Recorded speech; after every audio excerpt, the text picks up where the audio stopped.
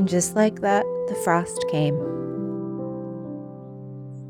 The sun is low in the sky here around the winter solstice time, making everything look even more lovely. Though this season can feel quite harsh at times, there's something very peaceful about it.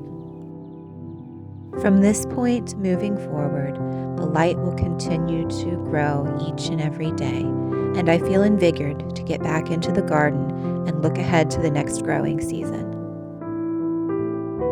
Admittedly, this garlic should have been planted back in October, but getting it in the ground now will still yield a harvest.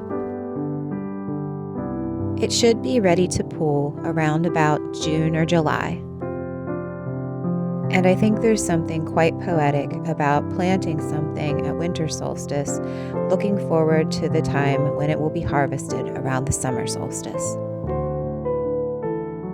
To prep for planting, I separate the individual cloves from the bulb. Here I'm jotting down the count of the number of cloves of each variety. This helps me to prepare my spring planting scheme to make sure that I let room for all the other spring crops that I intend to plant. I'll also mark the plantings with some simple labels. It feels so great to be back in the garden after stepping away for the entire month of November. The space was left quite untidy, but allowing myself the opportunity to align with the energies of rest and rejuvenation during this dark time of year has been a game changer. Now getting back into the garden feels like a privilege rather than something that has to be attended to because it's urgent. It truly feels like reconnecting with a long-lost friend. The thing about tending and stewarding the earth is that you're not actually doing it alone. My absence from the garden didn't stop these carrots that I had forgotten about from growing into something that's now usable.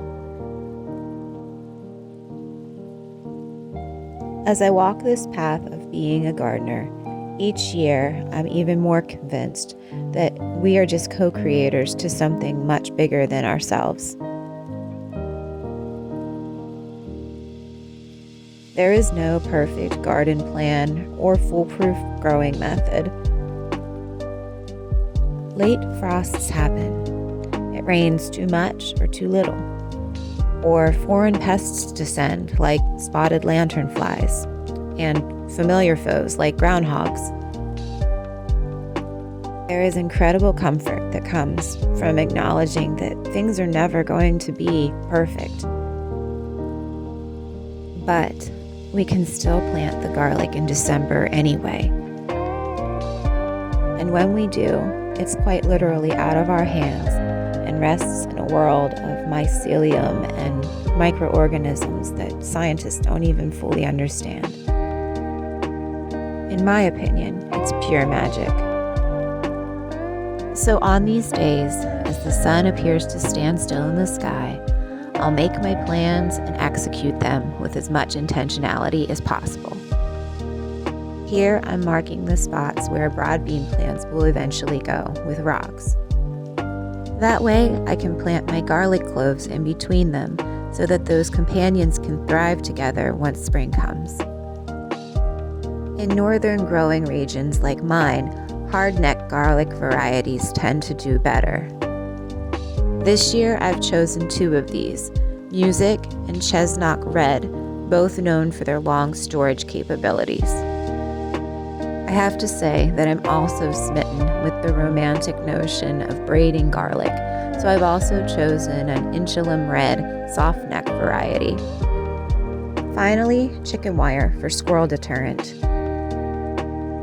Once the gardener does her part, she can rest in knowing that the rest is being taken care of. All she has to do is check in every now and again. Because Mother Earth doesn't need our constant hovering to do her thing. So this season, we can look to her playbook and lean into rest and dreaming of the next season. because when we return, everything will taste even sweeter.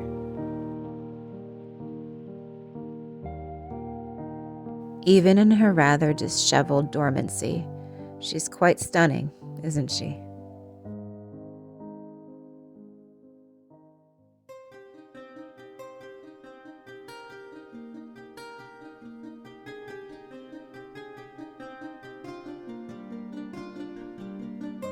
For one last finishing touch, I'm going to give her a bit of a winter coat. Last year, I put this little low tunnel up during a January thaw.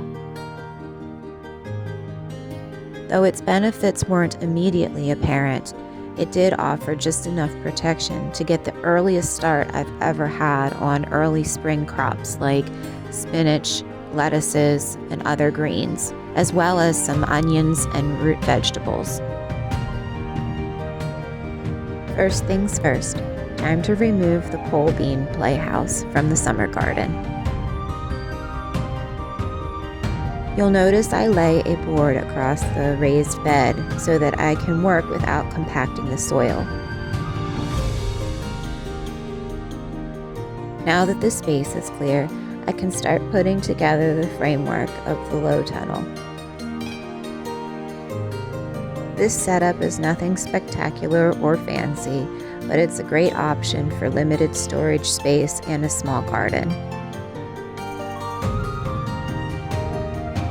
All in all, getting it set up is pretty painless and goes rather quickly.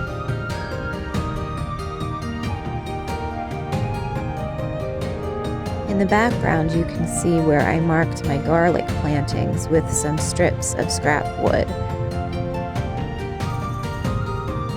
The tunnel should fit perfectly in the middle between the two main planting areas on either side of it and the smaller rows in the front and back of it.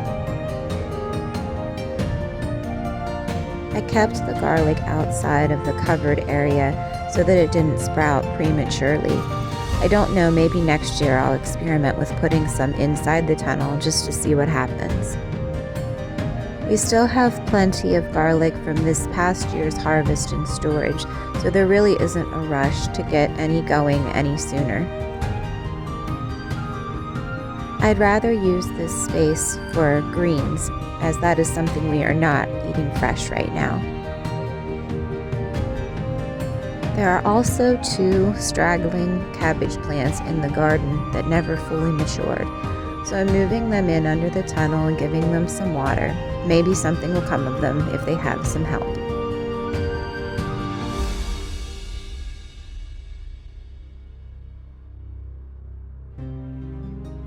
Eventually, I want to top dress the area under the tunnel with some fresh compost, but right now the heap is frozen solid. So I guess I'm going to go ahead and cover it for now because we have a snowstorm coming. I will also be adding some waterproof grow lights along the top bar and a bucket with some water and an aquarium heater, as I've heard this is a good way to add heat to these sorts of setups. Last year, adding bricks along the outer perimeter of the tunnel kept it pretty solid and it never blew away, so I'm hoping that that'll be the case again this year. After the new year, I hope to be able to update all of you with the exciting things happening in this space. Blessings.